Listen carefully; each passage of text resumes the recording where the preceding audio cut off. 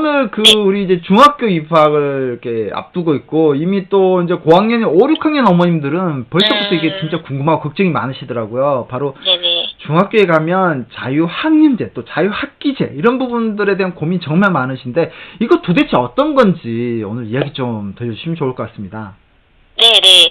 제가 자유학년제, 자유학기제, 또 그걸 또 어떻게 대비를 해야 되는지 실질적으로 이제 부모님들 입장에서는 좀 공부 이런 것들이 궁금하시잖아요. 그런 것들 조금 설명을 해드릴게요. 일단은 자유학기제라는 거는 이제 한 학기만 이렇게 운영을 한다는 거고, 자유학년제는 학기에 대해서 확대해서 1년간 그걸 운영을 한다는 거예요. 그러면 이 자유학년제 학기제가 어떤 개념이냐면, 기존에 저희는 강의식이고 주입식이고 경쟁 중심이었잖아요. 그렇죠. 그런 교육을 탈피해서 아이들의 꿈과 끼, 적성을 이제 찾을 수 있는 그런 좀 다양한 수업 방식을 좀 도입하자라고 해서 이제 시작이 된 거고요. 특징은 간단하게 말씀드리면 3개예요. 일단은 시험이 없다. 노시험. 그래서 중간 기말 시험이 없고요. 네. 두 번째로는 진로나 직업에 대해서 아이들이 미리 탐색하거나 체험할 수 있는 기회, 그 다음에 어떤 프로그램들을 다양하게 운영하겠다라는 거고요. 네. 세 번째로는 제일 중요한 게 사실은 이 세 번째인데요. 네. 다양한 수업 방식을 도입하겠다는 거예요. 기존의 강의식 수업은 선생님이 중심이 되죠. 네네. 근데 이제 아이들이 직접 참여할 수 있는 토론, 발표, 그다음에 프로젝트, 실험 이런 것들을 좀 많이 해서 아이들이 직접 학습에 대한 동기도 높이고, 그다음에 공부를 자기 주도적으로 할 수 있는 여러 가지 그 여건과 환경을 좀 만들겠다라는 거예요. 네. 그래서 요 3가지를 보면 굉장히 좀 이상적인 느낌이 좀 들죠. 이상적인 느낌은 네. 드는데 반대로 이게 초등 부모님들도 네. 이게 네네. 자유 이렇게 학교에 대해서 사실 노시험에 대해서 오히려 걱정이 더 많으신데, 중학교에서도 이게 노시험이면은 네네. 아이들 성적이 오히려 시험이 있는 학교하고 그렇죠. 달리 걱정 많이 하실 것 같아요. 네. 그래서 지금 어쨌든 자유 거의 다 이제 걸리실 거예요. 왜냐면 이게 지금 굉장히 2020년까지도 서울도 되게 확대하겠다고 하고, 네. 그래서 대부분 아마 자유학기, 자유학년을 하게 될 텐데, 지금 그러면 이제 제일 걱정하시는 건 사실은 공부잖아요. 사실 네. 말씀드린 것처럼 그 특징 3가지가 장점으로 잘 되면 되게 좋은 제도긴 해요. 네. 근데 이제 좀 문제점이 될 수 있는 게, 제가 현장에서 또 이거를 운영하면서 저는 또 국어도 가르치면서 이 진로 독서, 진로 탐색, 이 진로에 관련된 것도 제가 또 같이 하거든요. 네네. 근데 요게 조금 제 개인적으로도 좀 이렇게 고민이 되는 부분이 뭐냐면, 첫 번째로는 과연 진로와 직업에 대해서 중1 아이들이 접하는 게 이게 시기적으로 적절한가에 대한 어떤 생각들이 있어요. 아이들이 해보면 아직은 진로나 직업에 대해서 조금 더 깊이 있게 이렇게 뭔가를 한 학기나 학년을 투자해서 하기에는 애들이 그만큼 생각이나 여러 가지 것들이 조금 더 학년이 넘으면 이제 빨리빨리 더 될 텐데 조금 어려운 부분이 그래서 있어요. 저도 그래서 시기적으로는 중3 정도면 좀 좋을 텐데라는 생각이 들기도 하거든요. 그래서 시기가 어쨌든 1학년에 있고, 그리고 이제는 그런 분위기도 있어요. 아까 말씀하셨던 것처럼 초등학교 졸업하고 중학교에 왔으면 새로운 중학교의 어떤 시스템이라든지 환경이라든지 이런 부분에서 조금 적응하고 해야 되는데, 약간 초등학교 7학년 분위기. 초등학교 7학년 분위기. 네. 그리고 아이들 마음가짐도 상대적으로 조금 논다고 생각하기도 하는 것 같아요. 부담이 조금 적기 때문에. 그러면 이게 문제가 조금 뭐가 될 수 있냐면 2학년이 되어서 좀 고생하는 거죠. 2학년이 애들이. 되어서? 네, 갑자기 시험을 보니까 또 이제 OMR 카드라는 거를 어떻게 써야 되는지도 되게 막막해하고, 그 다음에 서술형 답안지를 쓰는 것도 좀 어려워하고, 그 다음에 이제 시간표가 이렇게 나왔을 때 공부를 이렇게 맞춰서 하는 것도 좀 어려워하고, 그런 문제점이 조금은 있는 것 같아요. 그래서 자유학년제가 이런 또 다양한 장점이 있고, 또 이게 그래도 지금 계속 정책적으로도 저희 이제 입시 중심의 어떤 교육을 변화시키고자 해서 이걸 계속 할 것 같은데, 그러면 문제는 대비를 어떻게 해야 하는 이인 것 같아요. 그래서 저는 일단 한 3가지 정도를 좀 말씀을 드릴까 해서 준비를 했습니다. 네. 일단 첫 번째는요, 물론 노시험이라 하더라도, 일단은 시험이 머지않은 거잖아요. 그렇죠. 그래서 지금 뭐 시험을 대비해서 공부를 시키는 건 아니지만, 어쨌든 나중에를 생각하더라도 요 시기가 굉장히 좋은 시기가 될 수 있어요. 네. 왜냐면 애들이 보통 위기가 지금 초등학교에서 중학교 올라가고 이제 고등학교 가는 애들이 제가 봤을 때는 이제 3번 정도 위기가 옵니다. 세 번 첫 번째는 정도요? 첫 번째는 중2 때 와요. 중2 때. 중2 때는 뭐 사춘기도 맞물리고 갑자기 시험 안 보다가 시험이라는 걸 보기 시작해서 그거에 대한 어떤 스트레스, 뭐 그다음에 어떤 시험을 풀어내는 어떤 관리 능력, 뭐 이런 것들이 위기가 오고, 그다음에 여기서 좀 잘 적응하다가 언제 오냐면 고등학교 1학년 때 와요. 아, 고등학교 1학년 때. 네, 이제 제 제자들이 이제 중3이 오늘 졸업을 해서 고등학교 네. 갔는데 이제 고1 때 한 번 오는 게 뭐냐면 갑자기 난이도가 굉장히 좀 올라갑니다. 아, 어떤 난이도? 시험이 아니면은 뭐 이렇게. 공부의 수준의 난이도. 예를 들어서 국어 같은 경우도 어휘가 굉장히 좀 어려워지고요. 네. 수학 같은 경우도 기존의 어떤 교과서만 풀어서 내신을 했다고 하면 이제 모의고사나 이런 부분이 하다 보면 굉장히 수준이 아이들이 좀 버거워해요. 그래서 저도 지금 졸업을 시킨 아이들이 계속 좀 연락이 오는데 이런 부분을 좀 힘들어 하더라고요. 그러면서 굉장히 좀 갑자기 이제 경쟁이 조금 더 치열해지는 거죠.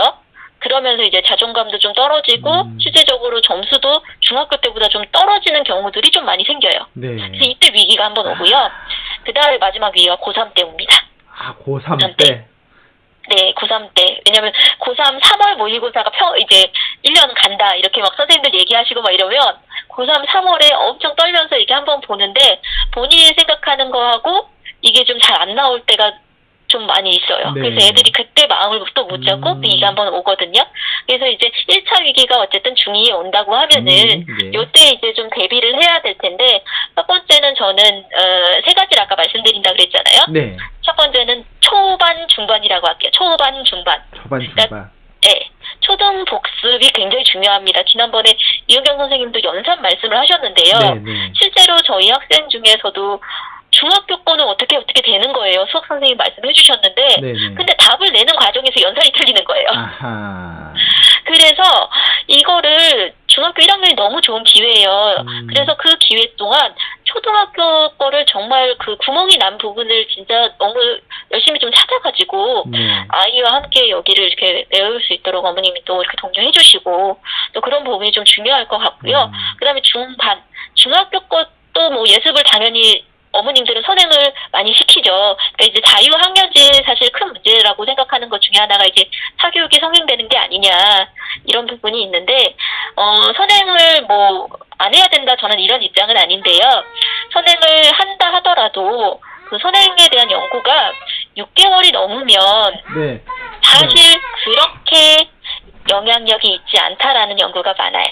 그래서 만약에 시키신다 하더라도 너무 과도하게 할 필요는 없고 한 1학기에 배울 거를 2학기 정도까지만 그래서 고선에서 조금씩 하는 거는 저는 괜찮다고 생각하거든요. 네. 대신 복습에 좀 더 방점을 두시고 두 번째는 자기주도 학습에 이제 기틀을 좀 다졌으면 좋겠어요. 그러니까 이제 초등에서 이제 중등으로 넘어가는데도 아이들이 여전히 그 어떤 공부나 학교 생활이나에 대한 자율성이 없는 친구들이 있어요. 네.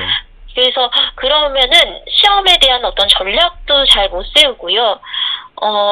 시험에 3년 내내 끌려다니는 경우들이 생겨요. 그래서 잘 못하더라도 뭔가 자기가 공부에 대해서 계획을 세워보고 그거를 어떤 수행을 좀 해보고 그 다음에 제일 중요한 거 내가 수행을 해봤는데 망하기도 하고 잘 되기도 하잖아요. 네네. 그때 조정하고 점검해보는 거 이게 되게 중요해요.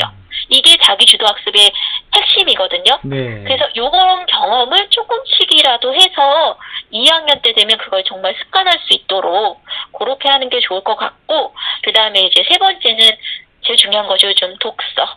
독서. 네. 네, 충분히 책 읽을 수 있는 어떤 그 여유가 그래도 되는 거거든요.